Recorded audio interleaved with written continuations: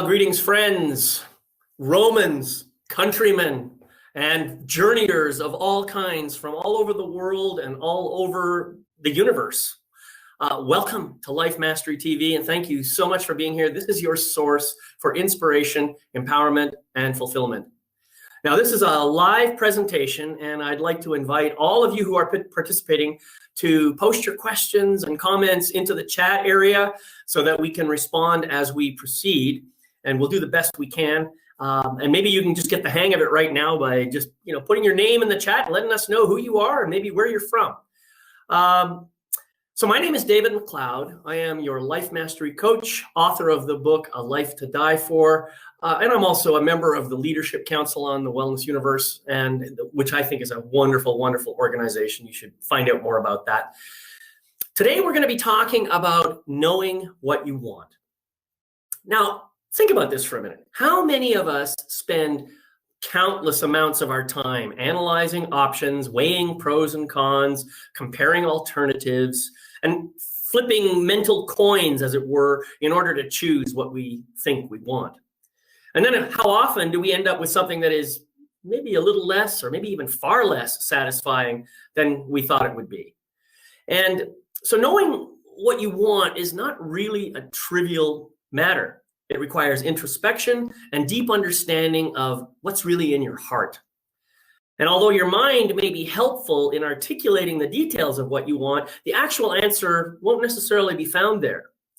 In order to really know what you want, you can't think your way through it. You have to feel your way through it.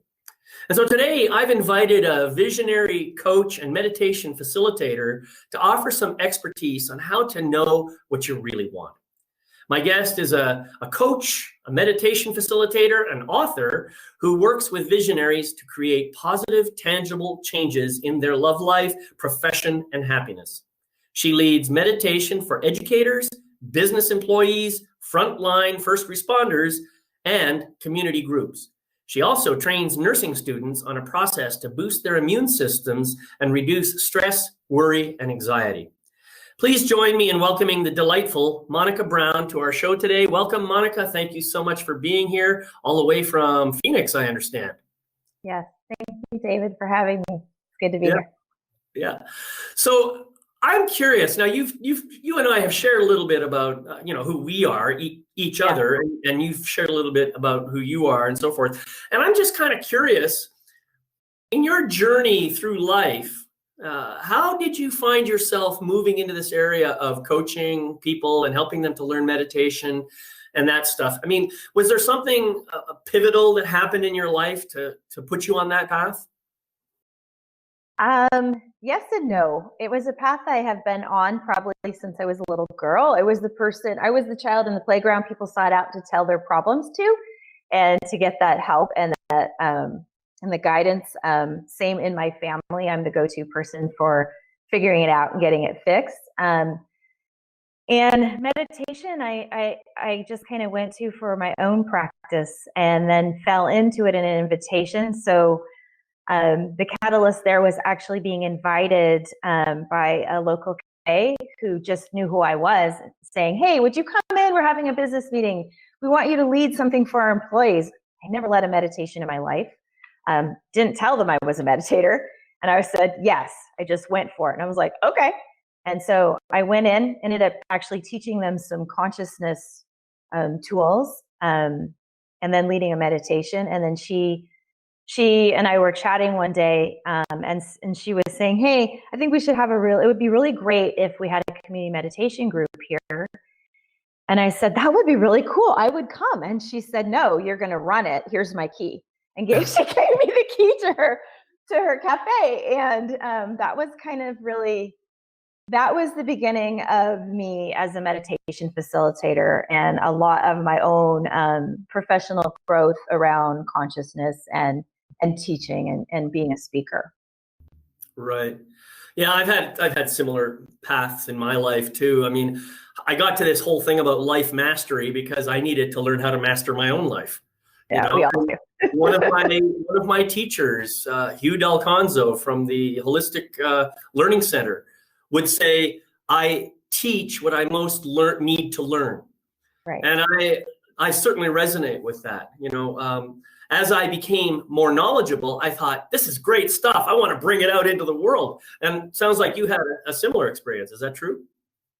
Yeah, and I like what you said. I think actually we teach what we need, what we're in mastery of. So we know it, we're doing it, we're living it, and then as we're deepening our mastery, that's the area I think that we typically teach in.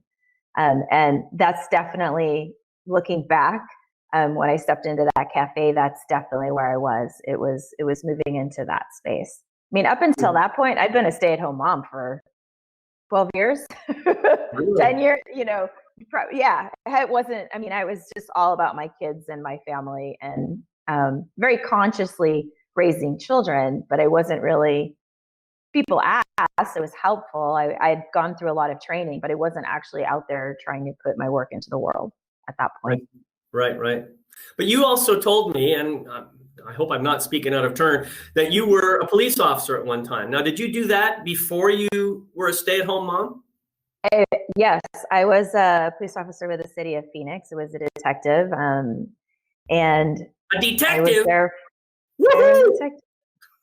I don't I don't think it changes the job much, but yeah, I was there for about 9 years, and then when my first child was born, I had to make that hard decision. Do I want to stay at work and continue this, or do I want to be at home full time? So Yeah, I made a really awesome decision for myself and my children, and I stayed home. right. Yeah, but there's something about this whole thing about being a detective too, and Mhm. I think a lot of us are interested in finding out the truth. And Uh-huh. that's really what you were doing, isn't that right? You were looking for, an understanding of something that happened and trying to resolve it and get down to the truth of it. As a detective, I guess you could say, like, you could boil that down nice and tight. But I think, I mean, I went into law enforcement to help, right? To make a difference, to help people. I had a really cool experience where I did a ride along because the lieutenant was like, I don't think she's right for this. And so they made me do a ride along before they would continue my process in the recruiting. And I went and I was like, wow, this job is so expansive.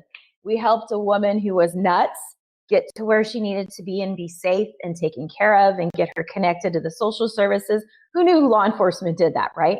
As well as, a DUI, domestic violence, and all, everything in between in one day. At the end of 10 hours, I was like, this is so for me, because I saw that officer that I rode with really impact people's lives in a positive way that day over and over and over again. And so that's how I ended up there. And so as a detective, yes, it's fact finding, but you're there because you want to make a difference. You want to positively impact the world. Right. Well, I didn't prompt you to say any of that. And I just want to thank you because given what's happening today with all these protesters complaining about police, yeah, Yeah. like any other segment of society, there's some flakes in the mix who make a Yeah. mess for everybody else.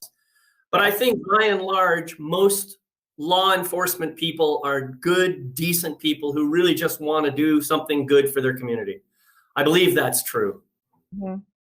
In fact, I, I think I would say that's true about humanity across the board. I yes. believe most people are pretty decent beings, and there Yes. are some, outliers out there.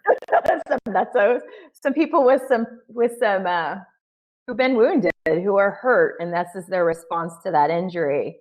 Yeah, They could take another path, but that's the path they're currently choosing. right. And actually, that's a nice segue because a lot of the times, people who are really unhappy haven't Mm-hmm. yet figured out what they want, or if they know what they want, they haven't figured out how to go about manifesting it in their lives. And that's really Yeah. what we're here to talk about today. And I think we're going to start with the lowest level question of just knowing what you want. Right. How do we start that process? Um, well, I think a lot of people have a lot of different ways. And like you said earlier, it's introspective. For me, I actually have created a process that I take I take my clients through either one-on-one or in a large group setting. And so I take people through a process. But the process is going to be probably the same, across the board with how you or anyone else does the processes. You're going to have to get really quiet, and you're going to have to take the time to actually pay attention to your internal messages, to what you're hearing. And you're going to have to recognize and become aware enough of what's not yours and what's yours, right? Is what it's going to come down to. I think it's funny because if you listen to people, ask people what they want, pretty much everybody wants the same thing. But if you're actually listening, it's not true. It's totally not true. Maybe as an umbrella, we all want good relationships, whatever those look like for us. We all want the financial means, whatever that looks like for us, right? We all want to be healthy. We all want to be happy.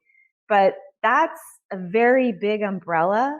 But what does that look like for you? And so the process is that I take people through is a meditative process, right? Because that's what I'm skilled at. Get people really quiet, and I ask them some questions and let them spit that out. And and all that does when you get super quiet and you get out of those brain waves that are agitated and down into those lower, slower, more refined brain waves where you have access, is you're taking your analytical mind out of the way and you're connecting to your inner direction. I call it I said it to you, your internal GPS, right? It's like that part of you that always knows, but you have to get quiet enough to hear it. So slowing down, taking the time, and then recognizing I don't really want this. I mean, I think we could give an example of everybody wants like money, but why? Everybody says they want money, or most people, that they want to be wealthy. But really, that's not the driver, right? It's not necessarily wealth. What's the driver? So you're getting down into the driver and not what society has told you need in your life, not what your parents have told you, not what your circumstances or experiences have told you, but what it is that is driving you towards that. Because that driver is going to take you there. That driver is going to get you there. And knowing what that is and also having a knowledge of what it looks like is going to link the two together so that your driver is taking you to a destination. It's a map versus your driver pushing and you're looking over here and your destination's in front of you. And I see that a lot with people. A little shift in trajectory is a big shift in change and a big shift in destination. Right. Yeah, I think as you were talking about the GPS, the internal GPS, what came up for me is this idea of I can't really know where I'm going or what I'm supposed to be doing until I know who I am.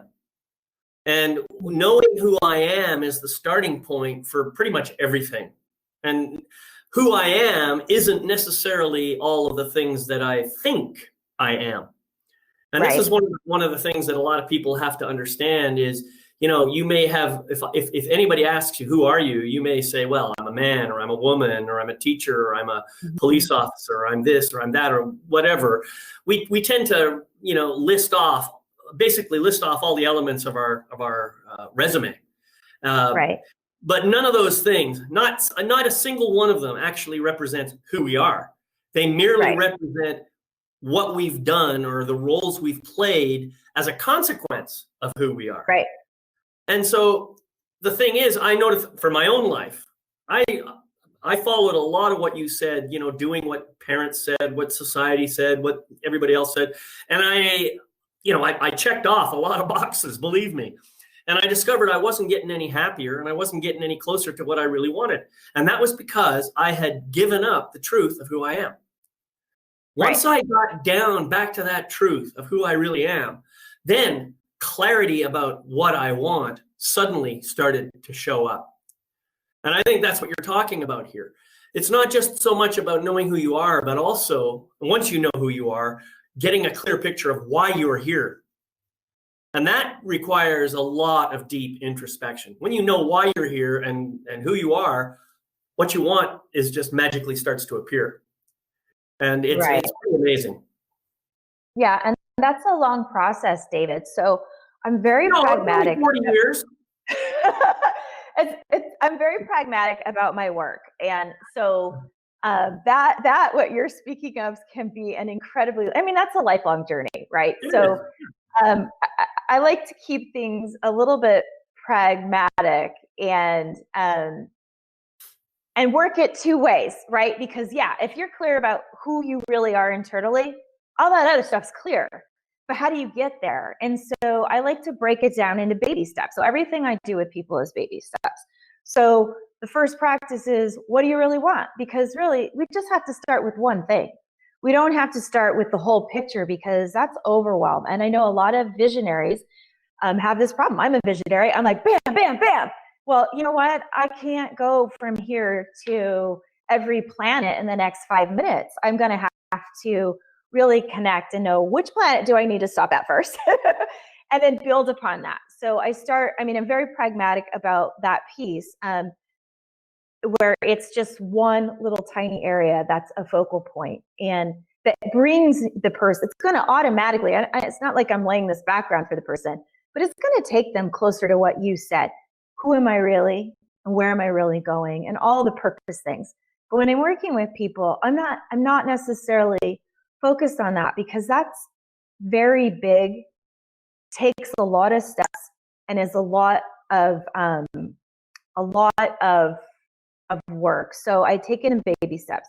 What does he really want right now? And I take them through a process to get really clear about what that is right now. So where's your focal point is where I start. And then the next thing is keeping that focus. So if your internal guidance system said, right now, what's most important for me to do, because these are like a domino, boom, boom, boom, boom, that lead to what you're saying. So if my guidance system says, right now, what is the most important for me? Like I had a client, most important thing for her was to be in an environment where she was teaching. She was teaching in a kitchen. So I take people through a process. They get a lot of information. She's teaching, and I know I'm standing in front of a kitchen, but it wasn't me. So she's teaching in a kitchen. And I mean, I'll tell you right now, that was not her profession. Teaching in a kitchen, all these little children around her. And I said, that's interesting. Well, she has a bigger goal. She's a visionary. She's got this big goal far away. But where are we going to start? So she gets this. We keep working together. Hold your focus. What's the alignment? Do you have those skills? Do you know how to be in the kitchen? Do you know how to have conversation in front of people? Do you know how to lead a group? Can you facilitate? So there's these steps, right? And I'm kind of leading into the other, right? The focus, the alignment. Because I'm very pragmatic about how I go about it. But months later, she's like, oh my gosh, I just got like invited to a college. And she has, one of her things is she's a dietitian. And that's not what she does for a living typically. But she's like, I got invited to teach at the college, and I'm in a kitchen. And, and so she's got all these, she's late 40s, early 50s. So she's got all these younger people around her. Well, here she is in the kitchen, right? So focusing on this one area and then aligning to it, make sure she has those things, flips those doors. Now the thing she wants behind it, she can go on to the next thing and next thing. And pretty soon, instead of the dominoes just going this way, when you get to a certain point, everything that you're wanting, you're surrounded by lines of dominoes, and they'll start popping open all of the way. But I keep my work very simple and very pragmatic and focused with people, so that it's in bite-sized chunks to eliminate that overwhelm. Right. Or thinking we have to be enough or good enough or perfect. Right. Well, I resonate with everything you're saying. The idea of simplicity and baby steps, that makes a lot of sense. And nevertheless, I think that part of the journey is getting clear on who we are. And that maybe, as you say, if you know what you really want and you go for that thing, then your clarity about who you are can come into play as well. So it's a cyclical process. One feeds into the other. Mm-hmm. And that helps to improve life mastery in general, Yes. by the way. So now I in my experience, the people that I've worked with, I've heard people often say, when I ask them what they want, they'll often say, well, I don't want this, I don't want this, I don't want this. In other words, they list off all the things they don't want, which more often than not are the things they have in their lives. And so how do you get people to move away from that idea and into what it is they do want? If they know what they don't want, but they're not so sure about what they do want. How do you help them with that? I mean, honestly, that's great. We don't care what you don't want. We want to know what you want. I mean, that's great. It's good to know what you don't want so you don't keep repeating the pattern, and you can recognize when it comes toward you, whoa, not for me. Back off. You're not for me. You're not for me. This situation isn't for me. This experience isn't for me. This place isn't for me. Great to have that knowledge. But let's focus as much or more on what you do want and where you're going. Again, I just keep going back to the practices that I've created to get really deep for that person to be able to access their own information about what that is, because that's not for me to say, right? It's really something that's internal to them. So I say, yeah, I hear you. That's what you want, but let's get to really what you do want. And remember, when that thing you don't want comes to you, that goes to the focus. So like the second step for me with people is focus. So if you know what you want and you know all the things you don't want, then why would you divert your attention to the thing you don't want and start playing in that sandbox? You know, if you know you don't want that and you are clear about what you do want and the direction you're going, then when that thing presents itself, I mean, it is a clear no, not for me. And then I redirect my attention. I redirect my attention until I am like this and I'm lined up. And it doesn't mean that I have blinders on, but I have blinders on to allowing the things that are not for me in my life, allowing them in my energy field. And no, it's not for me. It get really till your energy field instructs, not for me. This is where I'm going. Right. Right. It's kind of like, you know, the way you describe it, it's like walking through a field of flowers, you know, and there's one particular flower that you're looking for, but there's all these other beautiful flowers all over the field. And they all are so attractive, and you want to get down and smell them and maybe pick a few. And before you know it, you've forgotten about the flower that you were looking for. Yeah. And we can get so easily distracted by things that aren't really truly what we want, but they have some kind of attraction to us.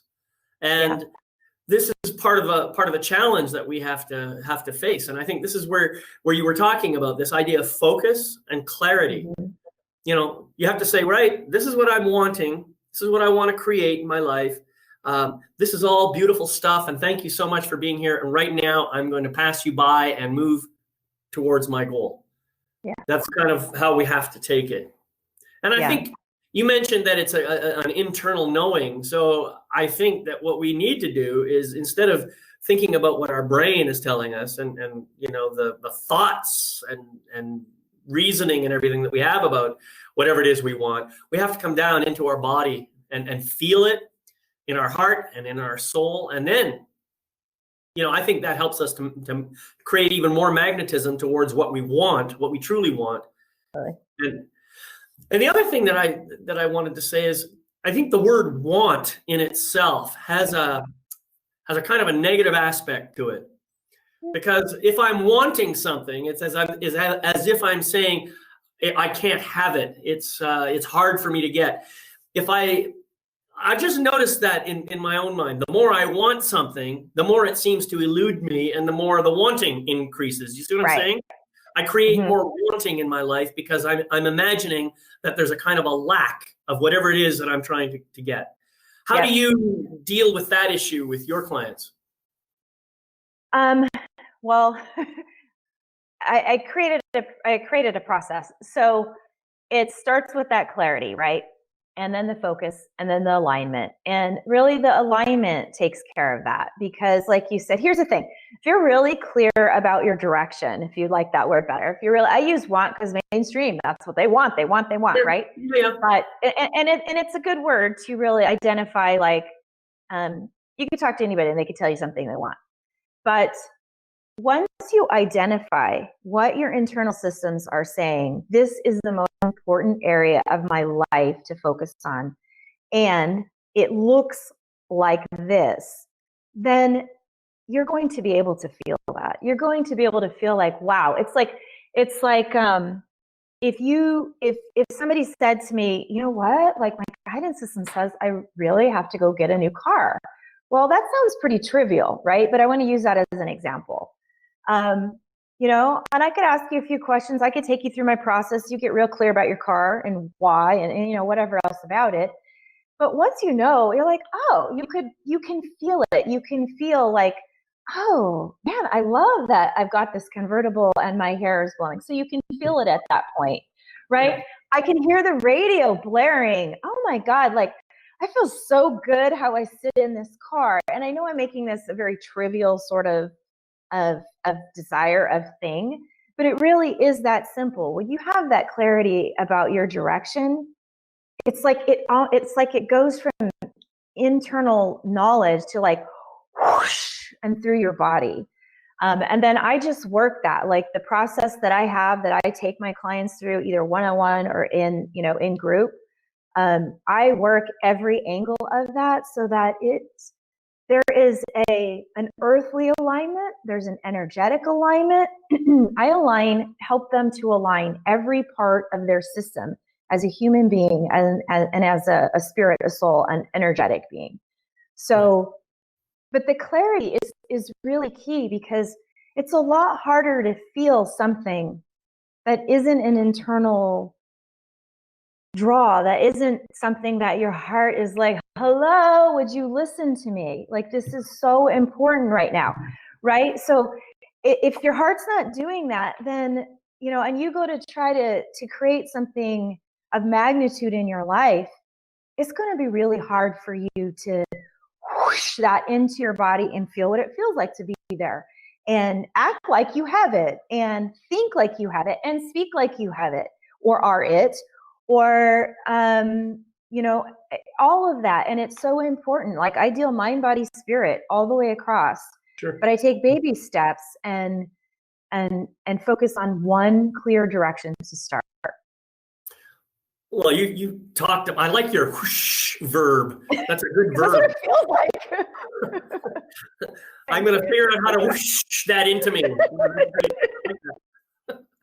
It's but you know what you're talking about, I think, and you know, the idea of once you have some idea of what you want and you can feel it in your body, then just continue to visualize it and imagine what it's like actually having that thing in your life, to the point where it just feels like it's real right now.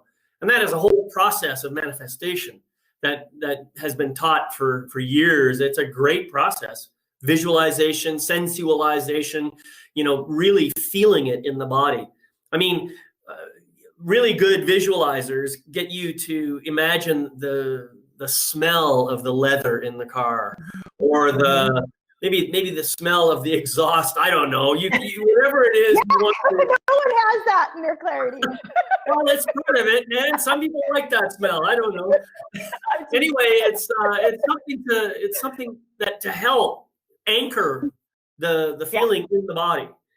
And that feeling in the body is what causes the magnetization of that object into your life and the manifestation of it. So it's a beautiful process. I really like that. So the idea then is you first get some clarity about what you want, and then you bring it into the body using their spiritual GPS system to help them in that process. Well, I have a multi-faceted process that would be too long to go in now, because I really do deal with all the aspects of what we are. But what you said, by feeling it, what you're doing is you're bringing it in energetically. When you can feel it, you've created an energetic framework that's a magnet to the thing that you're magnetizing, right? You become the magnet to that. And the focus, I mean, and focus is key, because a lot of people can go, oh, I can feel that. And it's okay. If you're great at it and you create it in one shot, bam. If you're looking for a big ticket item in your life that has been eluding you for a while, you got to stay focused. And you can't have the counterbalance of coming in more often than the direction, as far as I don't want this, or I can't have it, because you're not in your alignment, right? If you're having a lot of, if you're contributing a lot of contradiction to your systems, your systems, it's, and like, how would I explain it? It's like you're working at a multi-level. So if you're clear about where you're going, then stay focused on it. Don't get distracted. And then the alignment is multifaceted. Like the example I used earlier with a client who, you know, wow, serendipitously gets invited to teach in the university in the kitchen, you know, doing something that's going to be a stepping stone to her bigger dream, right? But her clarity was this first. And here's the thing. She could have easily said that doesn't pay enough. She could have easily discounted that her guidance system had shown her really a replica of what she was invited to do. I mean, she's literally teaching in a kitchen, just like her guidance system showed her. So she could have easily said, no, I don't know, it's not going to get me the bigger thing. And she didn't. She stayed in that focal point. And then she had the skills. She had to get some tech skills, because now she's doing it online. She had to, so when you're creating something big in your life, you have to deal with it too. You have to have the skills to accomplish your goals, pragmatic and practical way, not just on an energetic, manifesting, magnetic way. We are mind, body, spirit. So there is this, sorry, my hands, is this reciprocity that's occurring, where your alignment has to be, it's best if it's a full alignment, a total alignment. Does that make sense? Yeah, absolutely. And I told you, I work in a very pragmatic, practical way. Yeah. Not that I don't understand the other pieces. I do utilize them, but I think it's, sometimes I feel like in the spiritual world, people forget that piece. And I think it's important to note, because we like to fly out of our bodies, that we're in a body. And one of the ways to get to where we want to go, like I don't drive with tech, but I work pretty darn hard to learn tech, get this, you know, and keep maneuvering around and trying to figure it out, because it's a skill that I need to accomplish my goals. Yeah, absolutely. And, you know, you said something else that I think is pretty important. I think we all experience this. I'm going to speak for all human beings now, because I'm that wise and knowing. But I think what happens is, you know, we may know I may know what I want, and I may even see myself starting to manifest that thing. And then in the process, the doubts start creeping in. Oh, maybe this isn't exactly what I wanted, or maybe this, or, you know, I wish that. You know, we put all these little extra caveats around it. That's just ego mind chatting up in the background, saying, oh, this isn't going to work. It's just, this is not right for you. What you need to do is do this over here instead.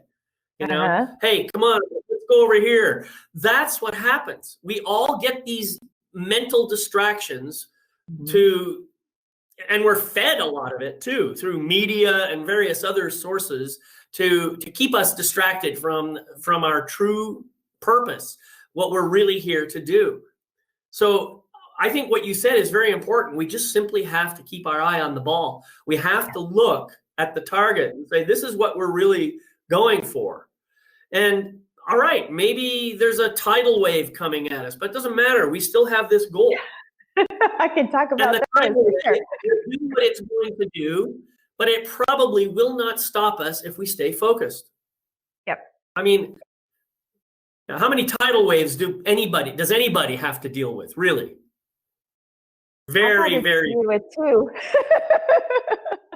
Not just tidal waves, but no, that happens. I actually think the closer you get, sometimes you get those challenges. Here's the thing is, I notice with my clients is that the closer they get, That's when that comes up. That's when that tidal wave comes in.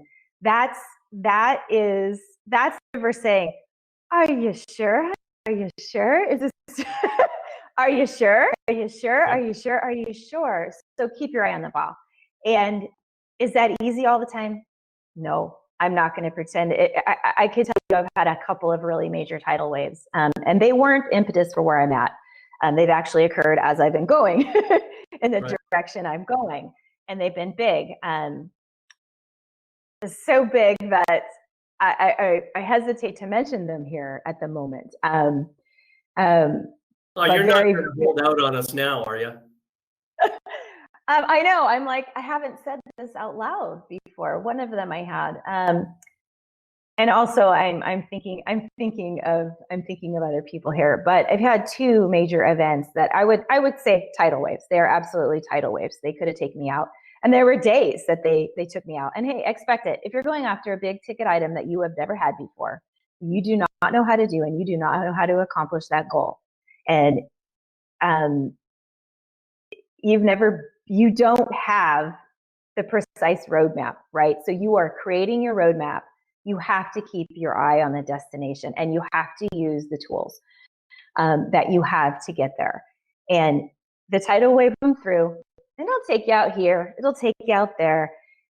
And as long as you just keep snapping back, boom, I'm here. Boom, I'm here. Boom, I'm here. You're back focused. You're back in your alignment. You're still moving in that direction. So I don't want people to think that you have to be perfect. I don't want a person to think that they can never have a doubt.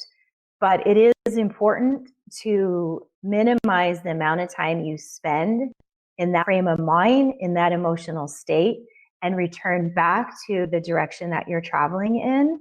And you can, and if suddenly, like you mentioned, this is over here and this is over there, and it feels like it's calling to you to switch directions. Well, I want to address that because I think that's important. Sometimes we're going in a direction and there's a part of you that wants to input other items. And I don't necessarily think that that's a bad thing. That could be a refinement of your trajectory. But make sure it's your internal guidance system that's delivering that information, because you can certainly refine your trajectory so that it's clearer, it's better, it's more optimal for you, for your life, for what you're here to accomplish on the planet. But if it's just chitter chatter on the outside that's trying to distract you because it's telling you you're not good enough, you can't do it, and all these little ways that our ego likes to chip away at us, that's a different story. Well, I'm glad you brought that up. I mean, I was going to say exactly the same thing. Just because you have a doubt, whether it's coming from here or whatever, doesn't mean that you shouldn't pay attention to it. The fact that a doubt is showing up might be a message from your heart and soul saying, hey, wait a minute, you're actually not on the right path. Mm-hmm. It's time to take a check, check your instruments, make sure that you're pointing in the right direction. Right. And I think that's a very, very important point. So yes, you may be getting some doubts from your ego mind that's all in a fear because you're stepping into something new and all the rest of that. Okay, that's one kind of doubt. But you may also get messages from your heart and soul that say, hey, you're slightly off course here. You might want to correct over to back to center. So thank you for bringing that up. That's a very, very important point. And that doesn't feel like doubt. I know we're using that word, but when that trajectory refinement information comes in, at least in my experience and in working with people, it's more like a question mark. It doesn't feel like doubt. It's like, is this?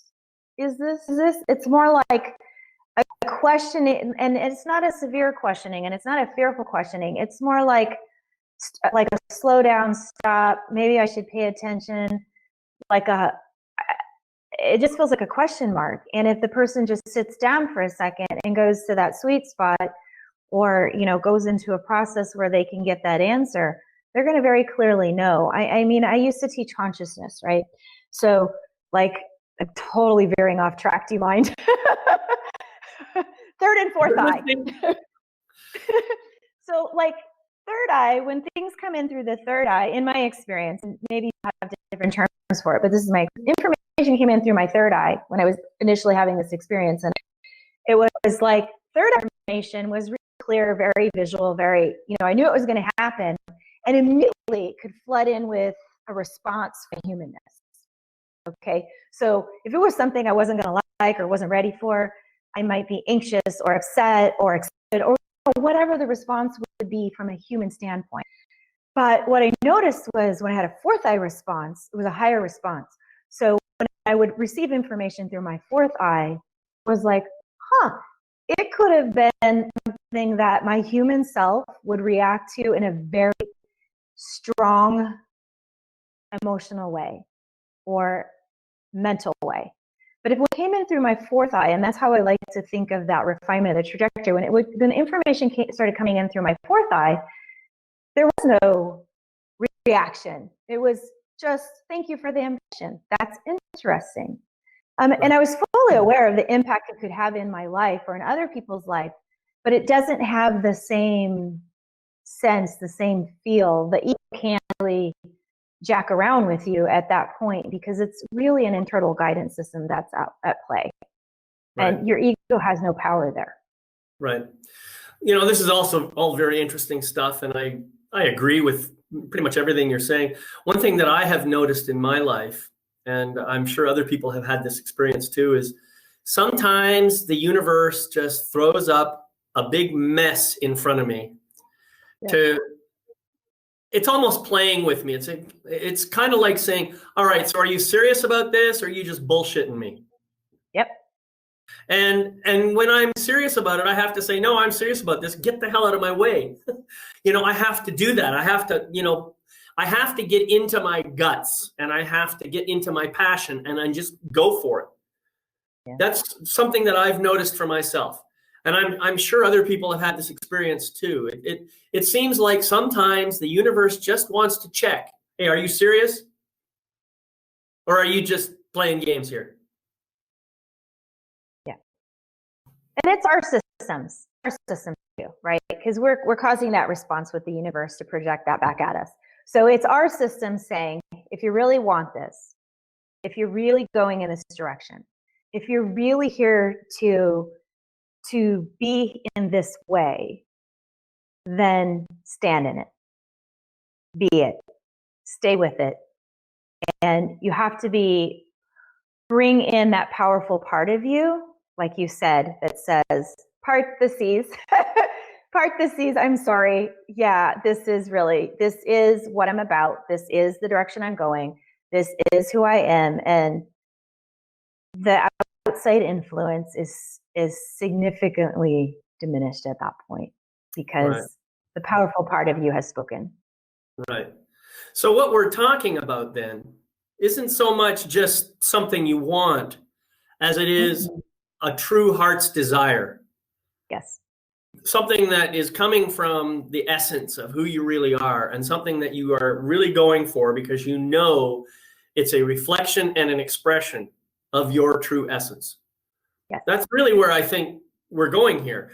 And what happens then when you actually get to experience that full expression? What happens is that the dominoes to the other areas open up, right? Because when you're talking about expression and you're talking about full expression, so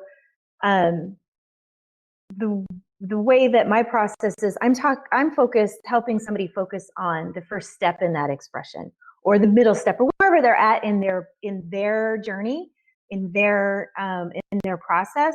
But we have to focus what's in front. Once you attain that and it opens up, now what's next? Where are you opening up next? Where are you expressing more fully? What areas of your life are you branching out into next, right? Because like I was explaining before, it's a domino that starts clipping this way.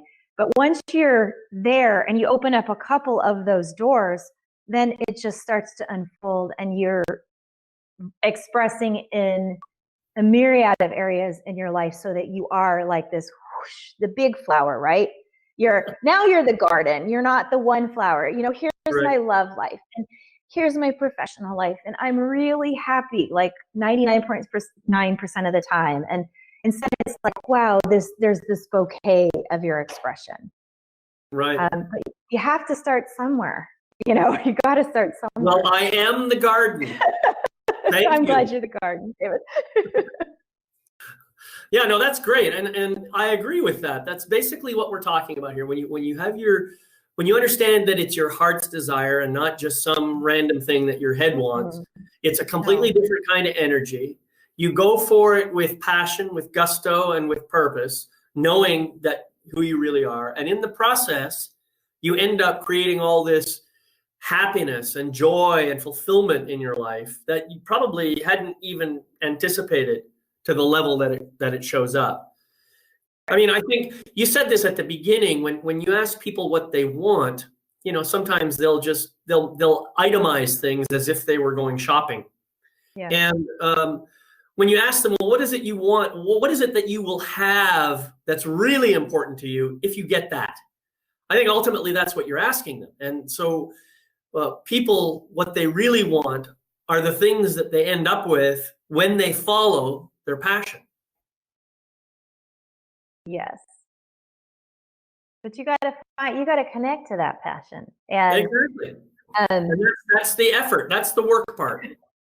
Well, I think it's the clarity, because I know when I take people through this process that I take them through for the clarity, hey, it's right there, baby. It isn't going anywhere, because once you're clear, you have ignited that passion, and it is going to push you and push on the days that you're like, screw this, I am not getting up today, this sucks. That fire is going to come alive at some point while you're trying to stay in your misery and say, get your butt up, because this is what we're doing today. That's right. Butt up and keep going. I don't care that A, B, and C happened to you, and that you used tidal wave, that tidal wave came through your life. Yeah, yesterday sucked, and I don't care, because we're going. So I really believe that the clarity is what ignites that passion. Because when you're going in a direction that you haven't acknowledged in your human self that it is an internal driver, it's a lot harder to get there. I mean, there is a meeting of this human and the essence that's in the human that is imperative to the overall expression, because otherwise this human's going to follow this mind and go do blah blah blah blah blah, or go off track.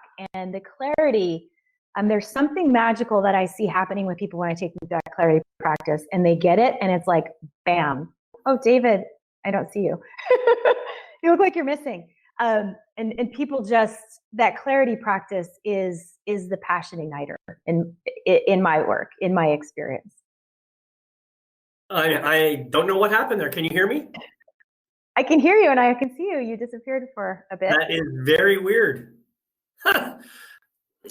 Well, anyway, here we are. Are you still there? That's the question. It looks like it to me. Yeah, I can hear you, but your camera has something has happened with your camera. Just go ahead and keep talking. No, that's okay. Go ahead. I answered. Okay. Well, maybe that was our little tidal wave for today, was to have a technical glitch while we're trying to communicate with one another. This whole thing is such a beautiful conversation. Knowing what you want, getting clarity about it, and understanding where that clarity is coming from, the true essence of who you really are, and allowing yourself to express in the process of achieving what you want, so as to create all that joy and happiness and fulfillment and abundance in your life. Seems to me that's really a summary of what we've been talking about here. Yep, I really agree. Well, I'm going to just ask you then, Monica. I mean, it seems that we have reached a great stopping point here. Is there anything else that you'd like to say before I close this out? I think so, because especially because we're here in the on your life mastery and also the wellness universe. So you're probably a lot of people that are in the spiritual community. And so what I would like to say is, one of the, like in my process, it's clarity, focus, alignment. And action. You don't get to sit on your couch and meditate for 12 hours a day. Now, will that happen? Could magic happen for you? Yeah, absolutely. You could meditate all day long and have all kinds of magic. But my experience, take that inspired action, right? You're clear. So now you're going. You're not going. Your going is not an option at this point because your passion is ignited. So now it's make sure you stay focused. And then, I have a multi-step process for alignment. But then after that, it's action. When you're inspired, don't ignore that. Take that action step, even if it's way out there. And if you're not clear that it's an action step, fine, sit still for a little bit. But you got to take action. The human body. You have to take steps. You have to go for some things. Yeah, absolutely. Action is critical. And sitting still might be an action in that moment. Mm-hmm. However, you still have to take inspired action towards your ultimate goal, the object of your heart's desire. Because if you don't do that, it's probably just going to sit there and wait for you. It is. It's going to be outside instead of, and the inspired action, when you do it, it's like, wow, that was interesting. Sometimes it's like a little road sign, right? It's like, maybe it's just a stepping stone, but it's something where you do it and you're like, wow. And it starts to build that energy of that magnet it creates a magnitude. It propels you. So when you take that inspired action, you're like, wow, that felt really good. And look what happened. It might not be the end all be all to your direction, but they can be stepping stones. And when you're following, you're also feeding back to the world around you. I'm going, I'm listening, I'm doing, and you're telling your internal systems, I'm hearing you and I'm responding to you. And so you're teaching your internal systems also how to communicate with you, how you respond. I mean, it's a dynamic that everybody has to go through and kind of learn their own systems. Absolutely. Totally agree. Beautiful, beautiful. Thank you so much for being here today, Monica. I really appreciate it. Is there anything else you'd like to say before I close? Yeah, thanks, David. I appreciate you. All right. Well, and thank everybody for being here and watching the live presentation and sharing space with us today. I just want to remind you that you can watch the recordings of this show and all my other shows on my website at lifemasterytv.com. I truly hope you enjoyed this presentation. In a few hours, you're going to receive an email with a link to a feedback page. My request, if you don't mind, is that you go to that feedback page and fill out some feedback for us so we can improve this and also share it to the world. And if you can bring yourself to do a genuine, integrous 5-star review, that would be awesome. Thank you.